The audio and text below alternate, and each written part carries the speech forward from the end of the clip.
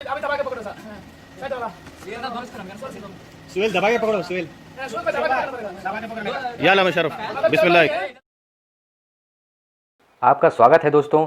Video शुरू होने से पहले चैनल को सब्सक्राइब करें और वीडियो अच्छा लगे तो अंत में इस वीडियो को लाइक करें। नमस्कार दोस्तों, जय हिंद। भारत दुनिया का दूसरा सबसे बड़ा बीफ एक्सपोर्टर है। बीफ मतलब आप जानते ही होंगे, गौ मांस। भारत में हर साल 2.5 करोड़ गाय काटी जाती है। दुनिया भर के गौ मांस का 20% भारत से ही जाता है।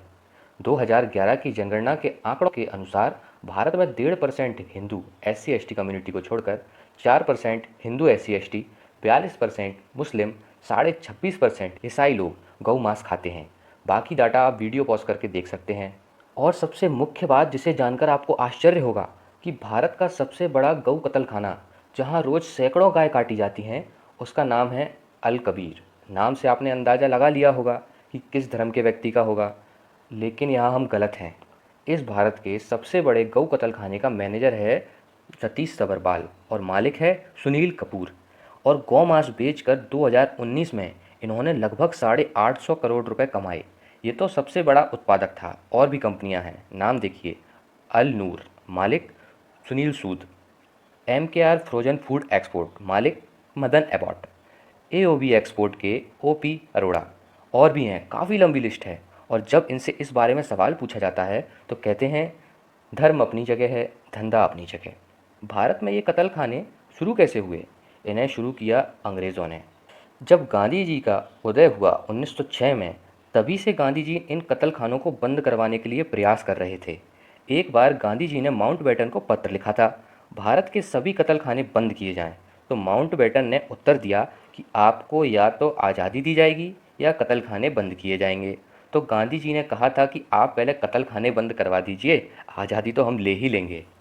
आज़ादी के बाद गांधी जी ज़्यादा समय तक जीवित नहीं रह पाए, तो वे तो कुछ नहीं कर पाए, लेकिन उनके परम शिष्य तथाकथित पंडित जवाहरलाल नेहरू जी ने आज़ादी से पहले कई जगह लाहौर की काफ़ी बड़ी जनसभा में भी कहा था कि अगर मैं प्रधानमंत्री बना तो भारत में गौ हत्या बंद हो जाएगी।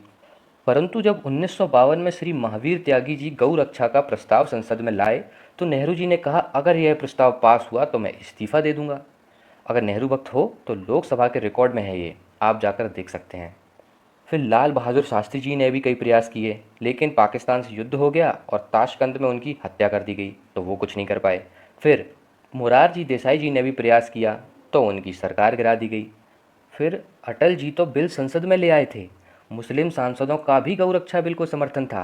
GM बनातवाला उस समय के काफ़ी लोकप्रिय मुस्लिम सांसद थे। उन्होंने तो कहा अगर बिल पर वोटिंग हो तो पहला वोट मेरा।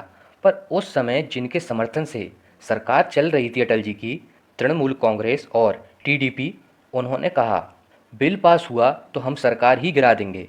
तो फिर यह कानून फिर से बनते बनते रह गया। TMC की ममता बनर्जी बोली कि गौ मांस खाना मेरा कानूनन संवैधानिक अधिकार है। फिर उनसे कहा गया कि आप तो ब्राह्मण हो, तो वे बोली तो क्या हुआ। गौ रक्षा कानून न आने के पीछे देश में बहुत बड़ा षड्यंत्र चल रहा है। 2017 में मोदी सरकार द्वारा prevention of cruelty to animal act लाया गया, जिसमें पशुओं के खिलाफ अत्याचार करने, उनकी हत्या करने वालों पर कार्रवाई का प्रावधान है।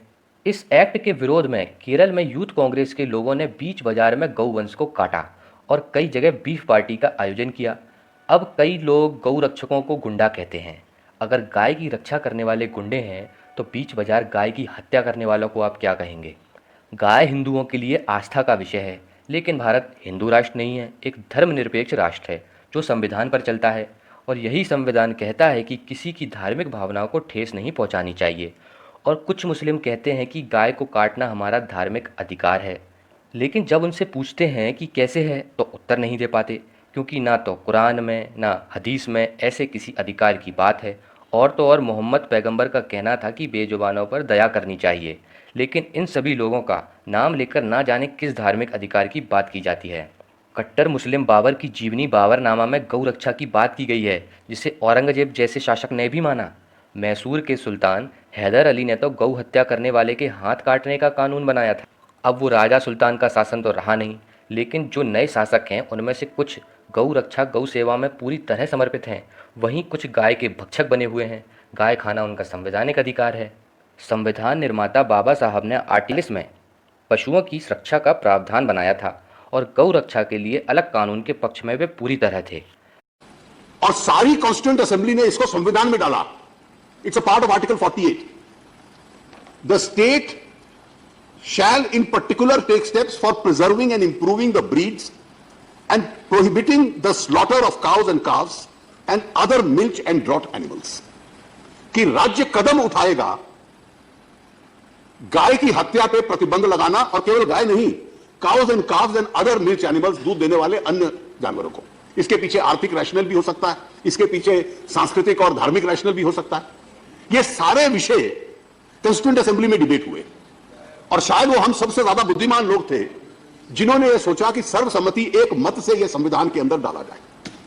हालांकि सुप्रीम कोर्ट ने 26 सितंबर 2005 को गौ रक्षा के विषय में 66 पेज का ऐतिहासिक फैसला दिया था, परंतु उसे उस समय राज्य सरकारों के विषय पर छोड़ दिया गया। इस पूरे फैसले पर एक वीडियो जल्द ही बनाऊंगा। अगर चैनल को अभी तक सब्सक्राइब नहीं किया है तो सब्सक्राइब कर लें। अभी तक जो हुआ वो हुआ, बहुत बड़ी लापरवाही थी। अब केंद्र सरकार को गौ रक्षा का विषय सिर्फ राज्यों तक सीमित ना रखकर केंद्र सरकार के अधिकार में लाना चाहिए, क्योंकि गौ रक्षा हमारी धार्मिक और सांस्कृतिक मान्यताओं की रक्षा के लिए बेहद आवश्यक है। इस गौ रक्षा कानून की मांग को ज़्यादा से ज़्यादा लोगों तक पहुंचाने के लिए वीडियो को शेयर करें। ऐसे ही वीडियो आगे देखने के लिए चैनल को सब्सक्राइब करें। मिलता हूं अगले वीडियो में। जय हिंद, वंदे मातरम।